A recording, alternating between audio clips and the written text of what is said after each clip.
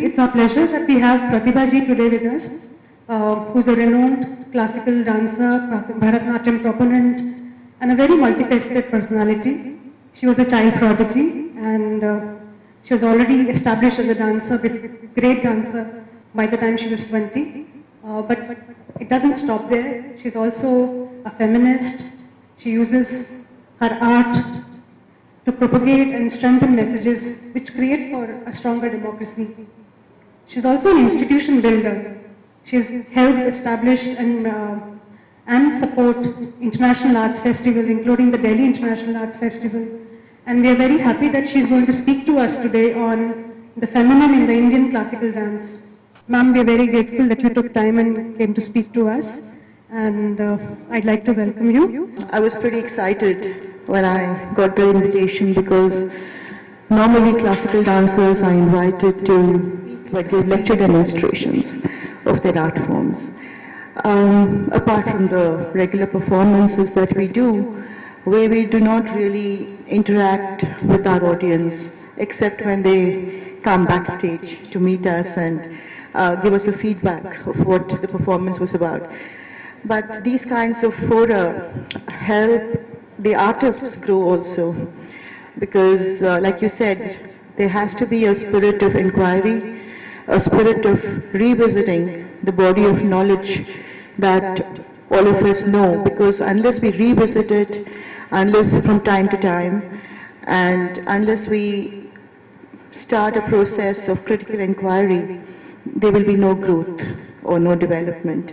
Having said that, Shabnam ji asked me to choose a topic, and I said my topic would be the feminine in classical dance, because as a woman, as a performer, as a person living in a very strange world, a mixed world, where on the one hand you see people who are truly educated and truly liberated and truly live the thought of gender equality, you're also subjected to male gaze, male domination, and male persecution time and again in the field that a performer, a woman performer, operates. We'll just place before you some theories that have intrigued me, some imagery that you see often enough in dance, but you don't question or think about beyond the fact that it looks beautiful or divine.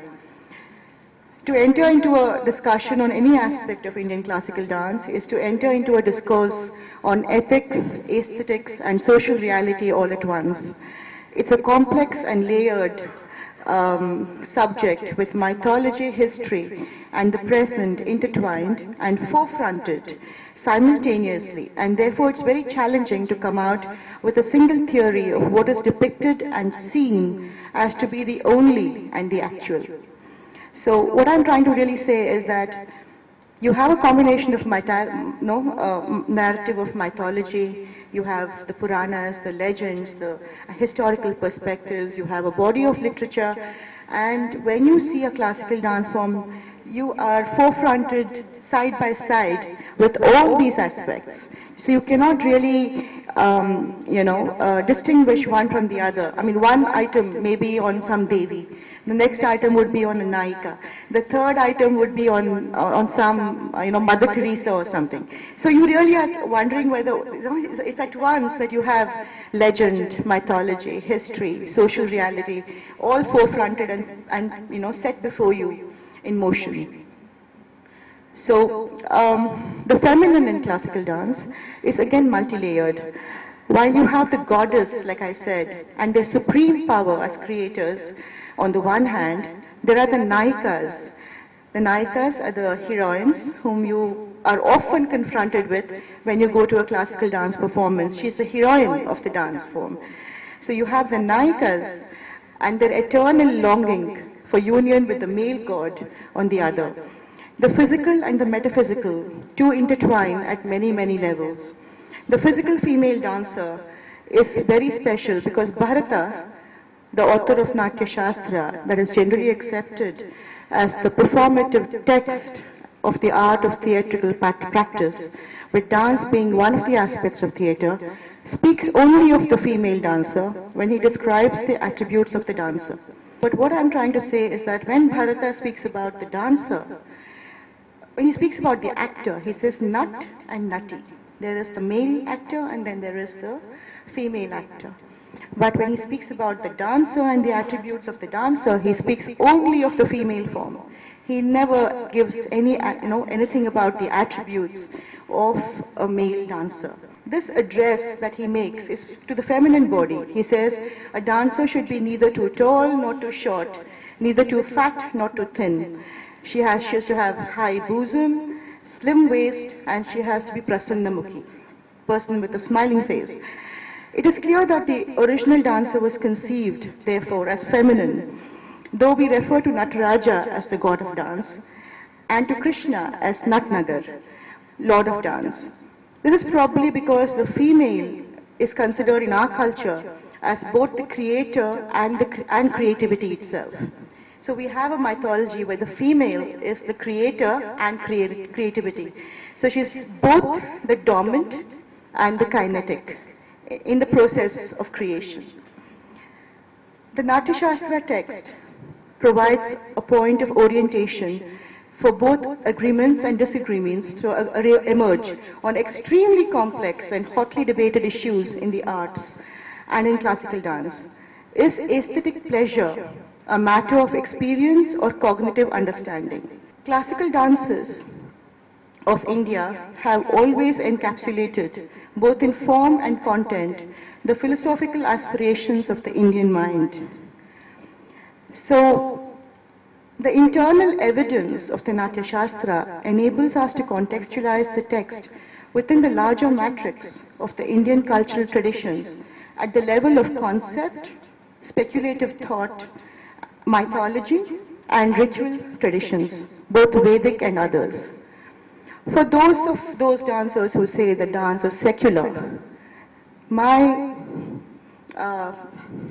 humble submission is that when we talk about Indian classical dance, we are not talking about secularism as we know of it today, or in the manner that the politicians speak of it today. We're talking about a certain body of thought, a concept, an idea, a speculative thought, a mythology, the Vedic traditions, Puranas, and the stories that came thereof, and how the dancer interprets these. There never was. The stories are a peg to hang the entire classical structure to. The stories were not the quintessence of dance itself.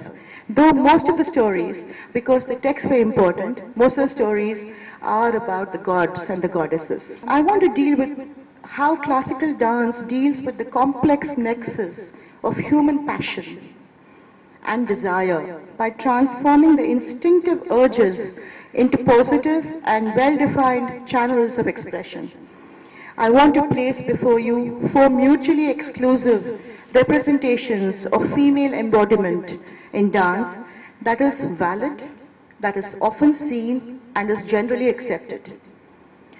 We view the whole gamut of sexuality and sacred as mutually exclusive categories. The belief that the sacred religious can be carnal or even evoke faint traces of sensuality is unacceptable. Though it's the feminine body, sexual, yes, real, yes, absolute and active, yes, you cannot associate that sexuality or sensuality of the goddess with the carnal, with desire.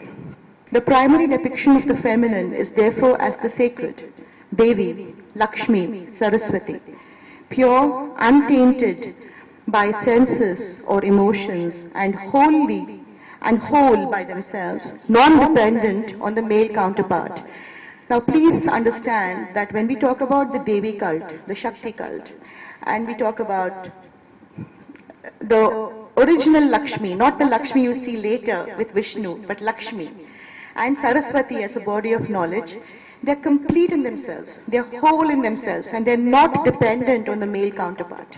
The Shakti heritage, Durga's triumph, Saraswati's wisdom, Lakshmi's bounty, Parvati's love, and the wrath of Devi Mahakali are depicted in its purest form. in the dance form, in the dances of India. Absolutely non-domesticated. These goddesses are absolutely non-domesticated. They're single and they're wild. So you have the imagery of the single goddess who does not need male protection, who does not talk about being born of a father or giving birth to a son through a husband or a lover. No, these are full entities in themselves. And they are pure in what they're supposed to do and what they're supposed to represent. They're single, they're wild, and they are non-domesticated. So here, Shakti or Devi or this goddess is seen as an extension of earth, a Panchabhuta, a pure element in its mysterious manifestation of cosmic fecundity. So fertility of the Bhuta, of Mother Earth, of course, is something that we associate the Mother Goddess with. So, and therefore, Prakriti, we talk in the feminine. We talk about Earth in the feminine. Because, you know, the Earth is fertile, and this fecundity, the abundance of fecundity that we see around, when you say fecundity, you're talking of abundant fertility, you know, which you associate with the Goddess, which, you know, with the Goddess can bless us with. So you must have seen, all of you, a lot of, or danced, Kanakaji, songs of Devi, songs of Lakshmi, songs of, you know, Parvati, songs of Mahakali. What are you talking about them? You're saying that here she is, her form, she's beautiful, she's resplendent, she's got this magical, beautiful eyes, she's got long nose, she's got beautiful lips, but she's ferocious. She can be kind, she can be soft, she can be bold, she can be, all the rasas that you're talking about when you say Navarasas, Ashtabhavas, we say that all these 8 bhavas can be, you know, transmuted to the goddess. So the goddess is seen, you know, as Veera, as Rautra, as Bhayanaka, as not exactly, sometimes Vivatsa, when you see Kali with her tongue hanging, and you know, you have that image of that thing.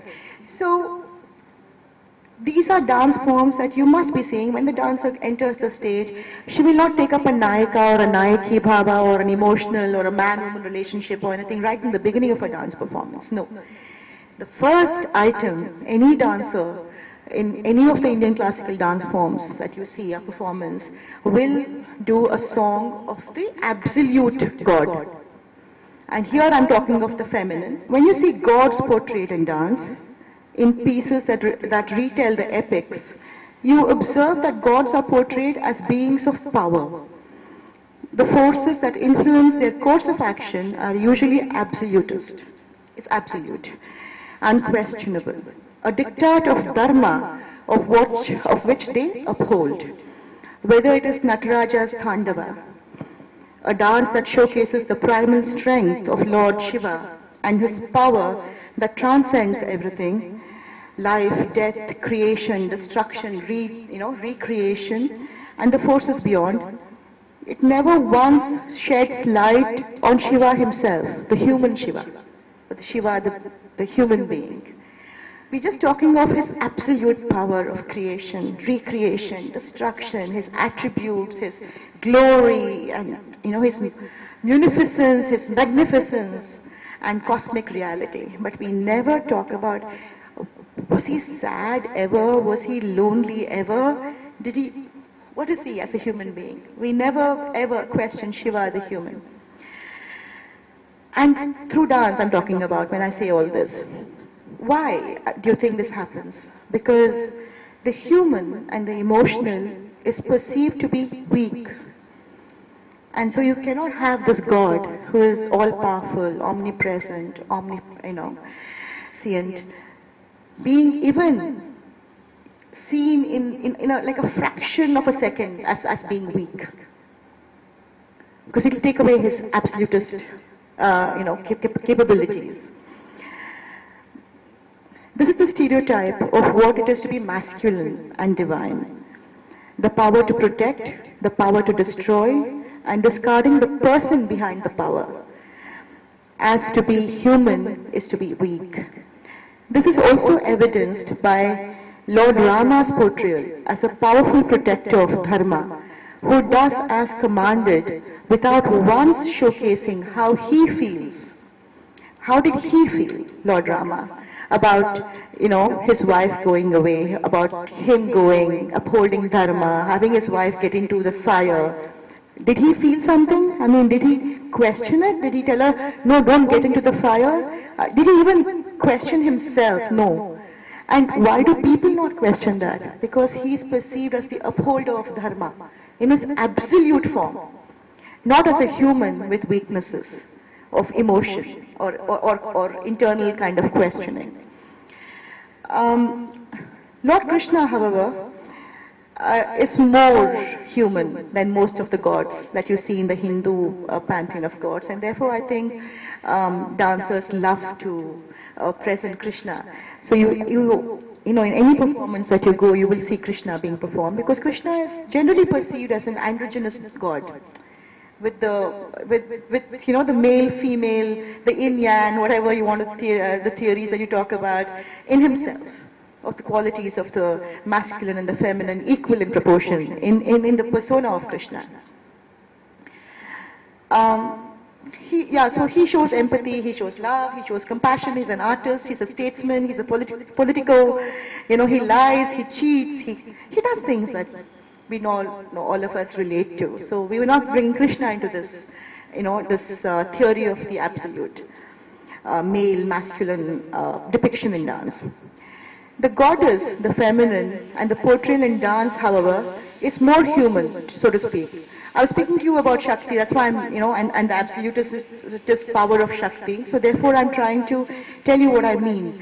While their power is depicted on par with the gods, if not greater in their portrayal, more emotion is showcased when you depict any of the feminine forms, whether it be Devi or Shakti or even Mahakali. You show emotion. You don't show her in her absolute non-emotional, form.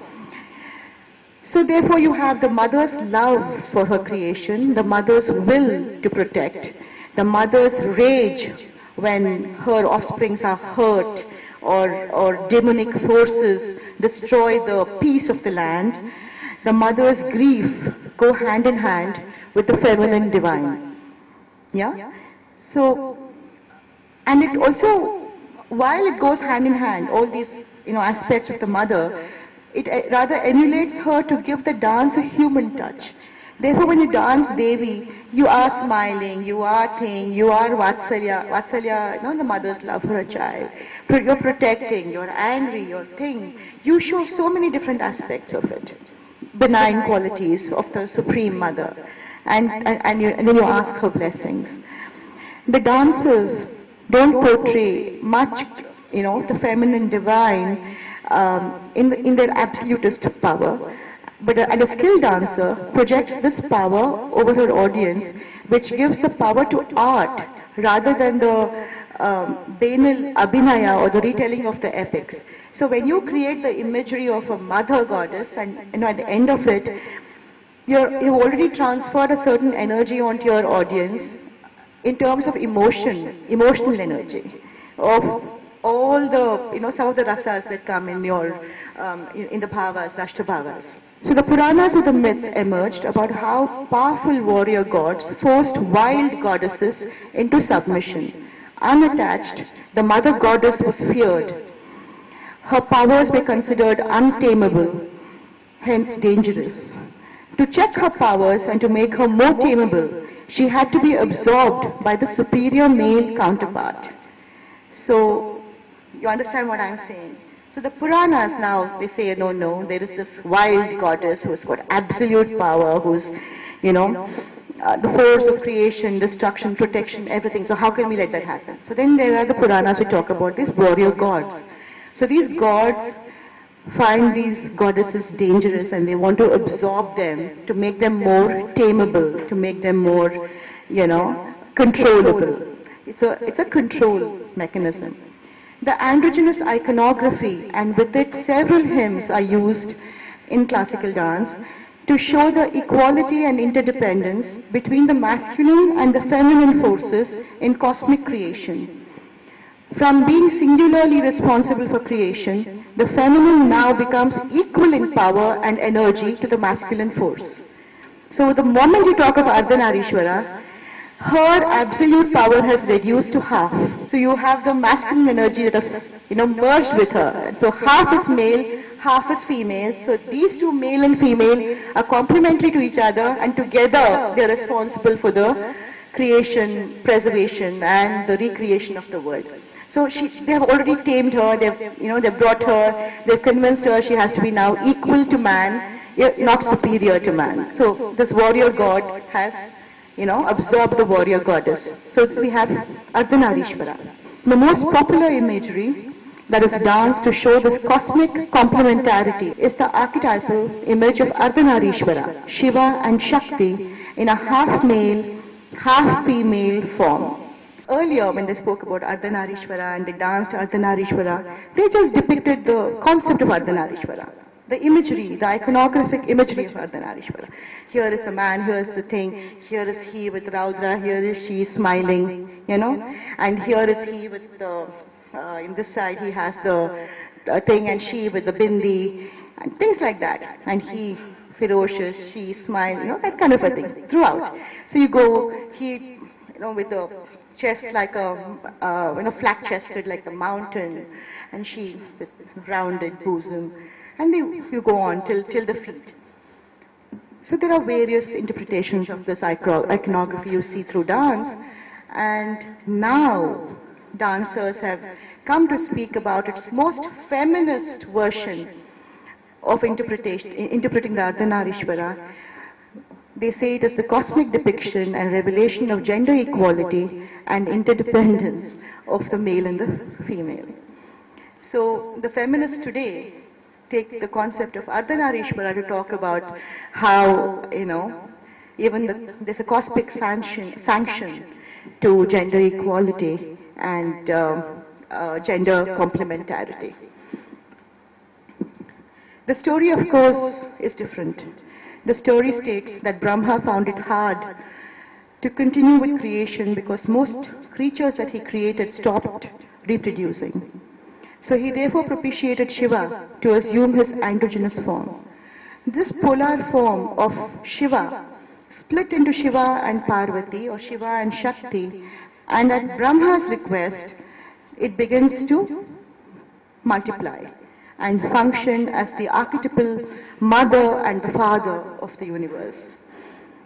Though many liken this form of Shiva and Shakti to Radha Krishna, according to me these analogies are dissimilar and vastly different. Even though the androgynous form of Radha Krishna, again, is perceived as a singular purpose of unity, of creation, it in truth shows the triumph and perseverance of bhakti in unifying the mortal with Godhood, the fruits of single-minded devotion that can unite you with God, with the Lord of your longing. Now these are completely dissimilar and vastly different. Shiva and Shakti are male-female energies that are together. Radha and Krishna are the mortal and the immortal coming together in unity of mind and purpose. So the mortal's longing, devotion, bhakti, perseverance to overcome the hurdles of sanskara, life, emotions, everything, to reach Godhood and finally submerge into God. So that concept of unity of Radha and Krishna is vastly dissimilar, according to me, to the concept of Shiva and Shakti and Ardhanarishwara. So the delineation of the dance too of these forms is vastly different. Radha's love is represented as the highest ideal of religious rapture, experienced through erotic sentiment, Madhura Rasa. Towards this union, the emotions grow from the most mundane to absolute sublimation through immersing the passionate sports of Krishna and Radha. Radha is shown as an ordinary woman who is in love with a regular guy. She doesn't consider Krishna God. So she's in love with this man. She's also a parakiya. She's a married woman. So here you've also broken societal norms of saying that a married woman, mortal, can pine and long for the supreme being, God.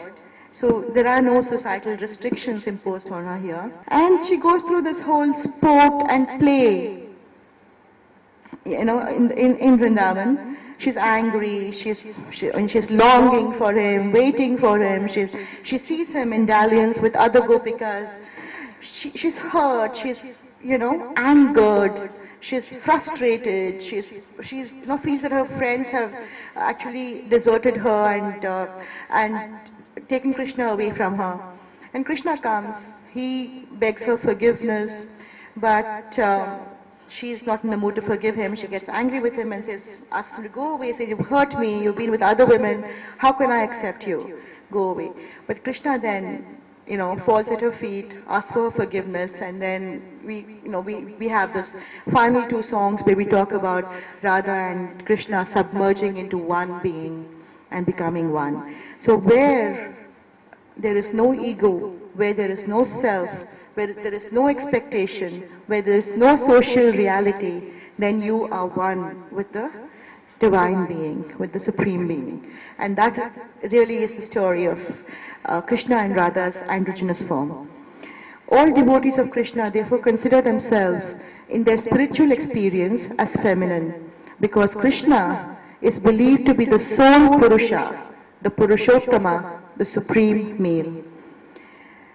Because embedded deep in this belief of Radha and Krishna is another alternative school of thought, where it is perceived that Krishna is the only Purusha, the only Purushottama, the only male, and that all beings on earth, male or female, are all in the feminine. They are all in the feminine gender. Because the most intimate, the closest relationship that can ever be achieved is between a male and a female form. In this school of thought of androgynous, androgyny of the male-female union. The human soul, striving for spiritual evolution, is at the center of this idea that forms the basis of all classical dance depictions. Striving for spiritual evolution is therefore conceived as a woman. The human soul itself is conceived as a woman in the feminine gender, a celestial energy of the divine. The theory of femininity further holds that as long as a person lives by his individual male personhood, identified with petty, undiscerning ego, one cannot enter into blissful love plane of the divine. So Professor A.K. Ramanujan says, and I quote, "Women are secure in their identities and hence do not need to undergo a conversion or change their sex. Anthropologists have pointed out that males have elaborate initiation rites because they have to be weaned away from their mothers and given a separate masculine identity in order to enter the male world. Men have to change to become themselves. Only after the change may they long for the earlier feminine identification with the mother figure. Women, by contrast, may continue to identify with the mothers. The women saints, of the Bhakti movement, the women saints, never had to convert their sex to reach godhood. They may fight the male, they fought the male in the husband, priest, elder, father. She may love a male deity, but she remains feminine. She rejoices in the identity of being feminine.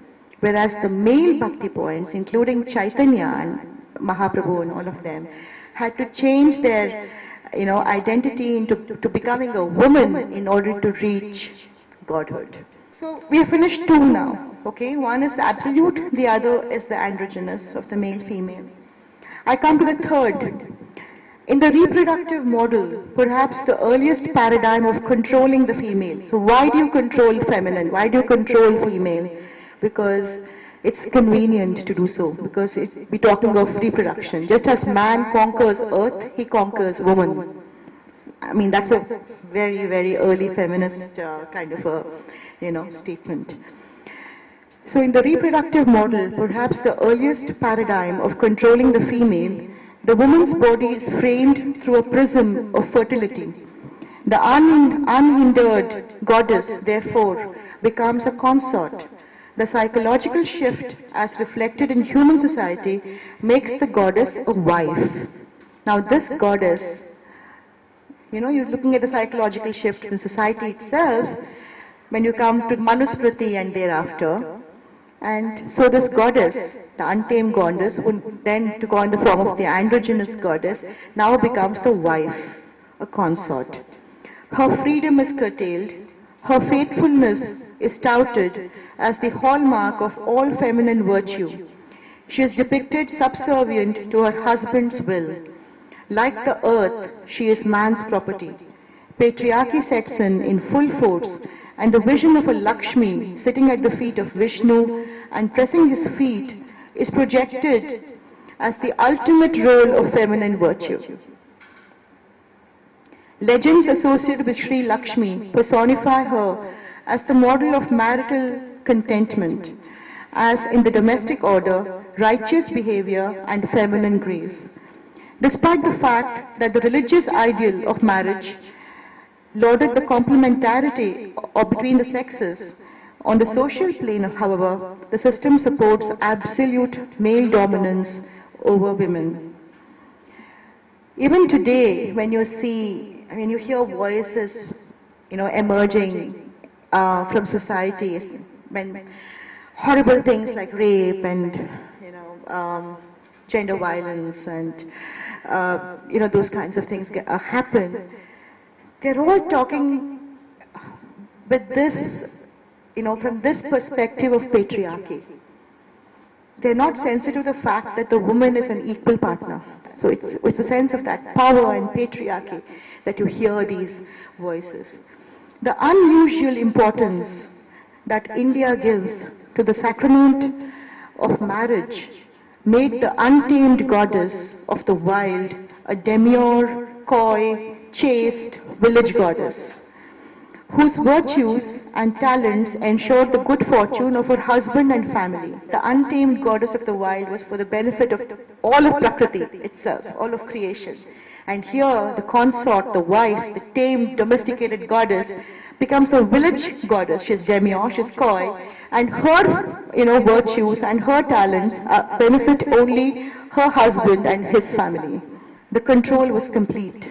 Without a woman by his side, a man could not become a grihapati. Grihapati is a householder, right? And an yajamana is a person who performs ritual rites. So without a woman, without a wife, a man could not become a householder. So this whole thing was about, fertility and procreation. So do you have a woman? Why do you have a husband? So that you can procreate and you can, further your duties as a householder and as a yajamana, the righteous duties of yajamana. Though the sacredness of the feminine was acknowledged, every attempt was made to curtail her freedom. Therefore, the embellishments of the veil you see in dance, when a woman goes out of her house, she's in the house. She's doing all her, the regular course of, getting water from the well. You see all these things, putting water, drinking it, cooking, making butter, feeding people, happy, adorning herself, having a bath, pleasing herself, making herself so pleasant that when her husband comes back, you should say, hey, she's looking so beautiful. So waiting for her husband, looking for him. All those embellishments, looking at the child, and putting the child to sleep, feeding the child, telling the husband, look at the child, whole day, he bothered me. Basically, I'm inside. The moment she steps out of her threshold, what does she do? She picks up her veil, covers herself, and then walks, demurely looks, and sees if anybody's looking at her. There. No, she's not supposed to even meet gaze.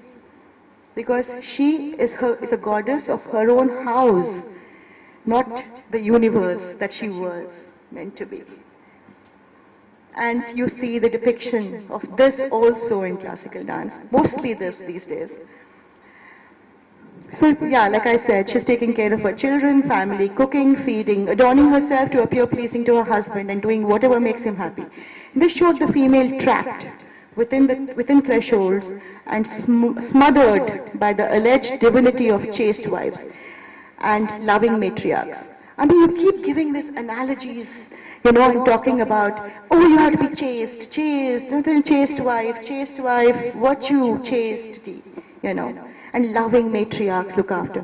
What happens to her sexual being? What about the woman's sexuality?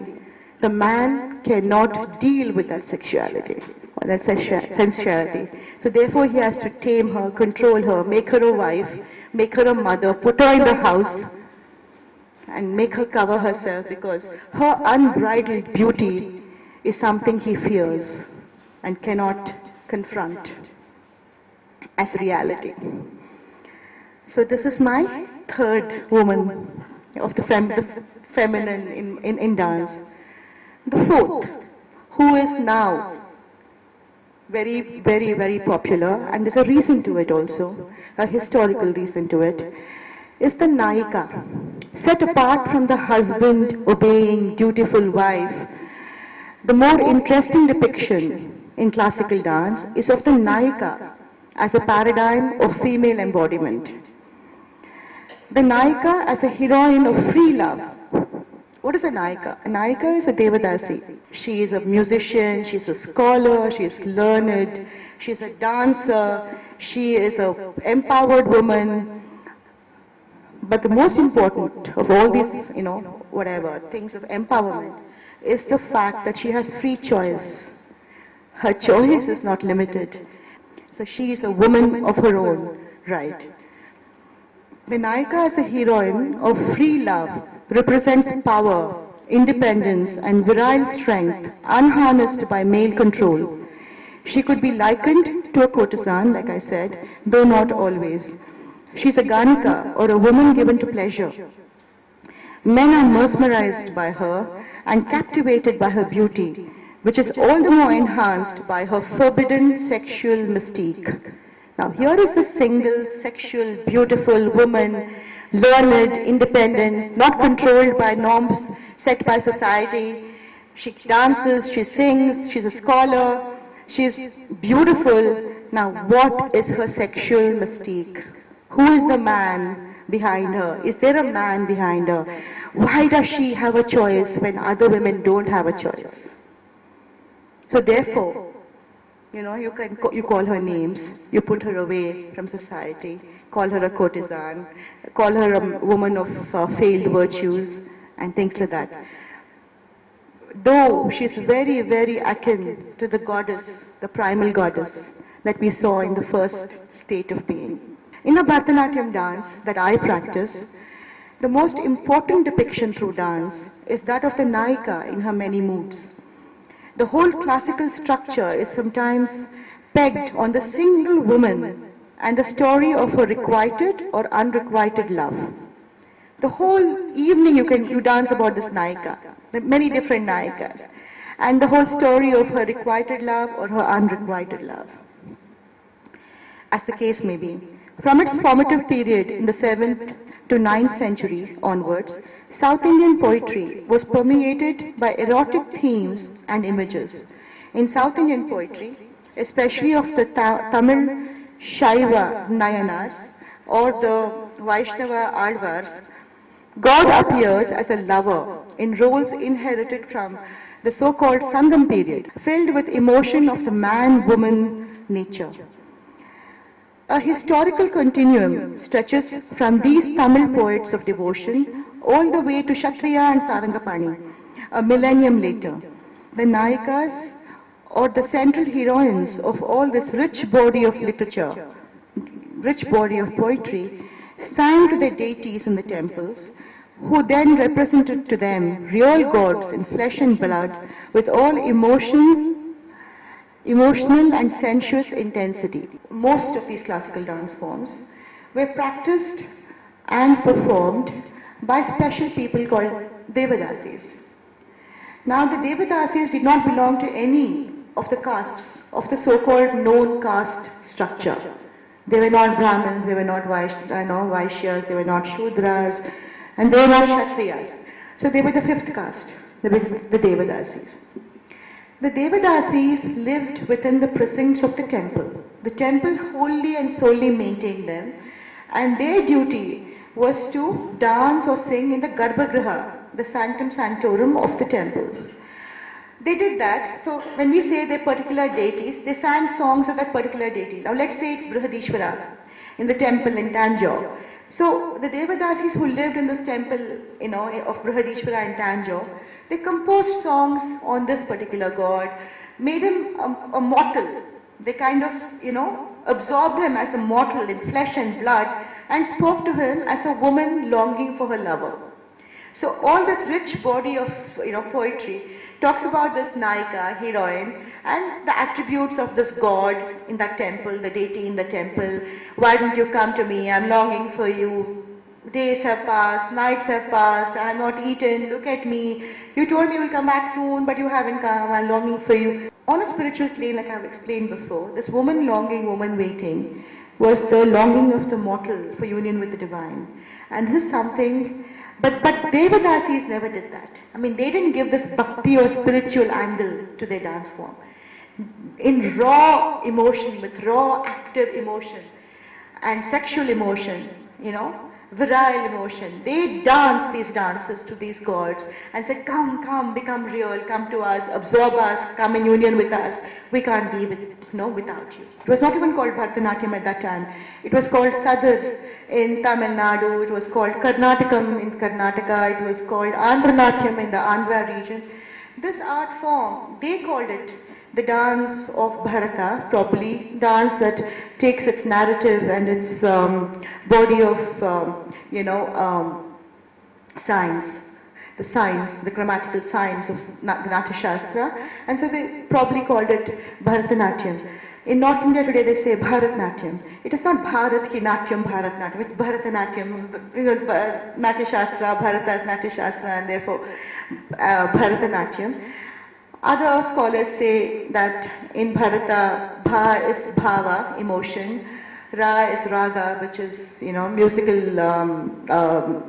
narrative to which the dance is danced, and Tal is the rhythm, Tala. So Bharata is what many other scholars also, break this word, Bharatanatyam to Bharata, Bhara and Ta. So the fact that this dance form was sustained and practiced by the Devadasis until the early 20th century further explains this rich body of work, the way the literature formed, I'm talking about, and the reason why excellence is in depiction of these emotions is considered the pinnacle of artistry in dance. The movement by British to abolish all Devadasis endangered a valuable part of culture, all that related to song and dance. Women from regular families started learning dance only after independence, and attempts were made by early dancers to keep Shringara or erotic love to the minimum and camouflage the intent of the poetry through bhakti or devotion. The trend became to reinterpret sexual references and representations in texts, rituals and art by assigning exalted spiritual meanings to them. They believed this made them respectable and ensured that more and more girls from middle class, so-called respectable families learned dance. A movement in the 80s, however, brought this erotic poetry back to center stage, more as a movement towards unashamedness in expressing sensuality and desire to the god hero. The Nayaka in these poems has come into her own. The balance of power between the male and female has once again dramatically shifted. It is the male god, hero, who frequently loses himself in this Nayika, while she is capable of toying with her lover, feigning anger, or mercilessly teasing him. She may also be languishing or be abandoned by him for a younger counterpart, but yet she embodies a mode of experiencing the divine that is characterized by emotional freedom, concrete physical satisfaction, and active control. Quite like the goddess of myth and the Nayika of dance is the classical dancer of today. She is strong, she is empowered. She celebrates her body and is mentally agile and sharp. She chooses what she wishes to do, and in that choice is her empowerment. Quite in the manner of the goddess, many are desirous of her, many secretly lust for her, Many wish to tame her, and many others want to domesticate her. For in her freedom, in her control of her mind, in her control of her body, and in her unbridled beauty and strength lie the fears and insecurities of her male audience. Dance celebrates the feminine in all its aspects, and the feminine celebrates dance in all its aspects. And I must tell you that when many have asked me how I feel dancing these dances, I call myself the feminist Naika. Thank you.